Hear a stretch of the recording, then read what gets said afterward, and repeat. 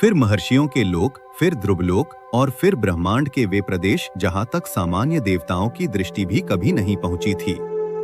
जितना वे ऊपर बढ़ते गए, उतना ही समय और दिशा का बोध मानो समाप्त होता गया। अब चारों ओर केवल दिव्य प्रकाश था। वह प्रकाश न सूर्य का था, न चंद्रमा का और न किसी अग्नि का। वह तो स्वयं आनंद से प्रकाशित हो रहता था। देवताओं के मन में एक ऐसी शांति उतरने लगी जिसका अनुभव उन्होंने पहले कभी नहीं किया था। और तभी दूर एक दिव्य लोक दिखाई दिया। उसकी आभा करोड़ों सूर्यों से भी अधिक थी, लेकिन उस प्रकाश में आंखों को तनिक भी पीड़ा नहीं थी, बल्कि ऐसा लगता था मानो स्वयं प्रेम प्रकाश बनकर सामने खड़ा हो। वही था गोलोक धाम। कुछ ही क्षणों में देवता गोलोक धाम के विशाल द्वार तक पहुंच गए। वहां दिव्य स्वरूप वाली गोपियां पहरा दे रही थीं।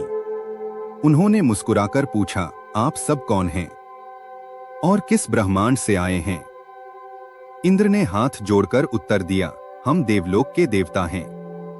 ब्रह्मा जी हमारे साथ हैं और हम भगवान श्री कृष्ण के दर्शन के लिए आए हैं। गोपियां मुस्कुराईं। उन्होंने अत्यंत विनम्रता से कहा, कृपया कुछ क्षण प्रतीक्षा कीजिए। हम अपनी प्रमुख सखी शक्चंद्रानना जी को बुलाकर लाती हैं। कुछ ही क्षणों बाद दिव्य तेज से प्रकाशित शक्चंद्रानना वहां प्रकट हुई। उन्होंने देवताओं की ओर देखकर पूछा, आप किस ब्रह्मांड से आए हैं? यह प्रश्न सुनकर इंद्र और ब्रह्मा जी दोनों एक दूसरे का मुख देखने लगे। उन्होंने कभी कल्पना भी नहीं की थी कि एक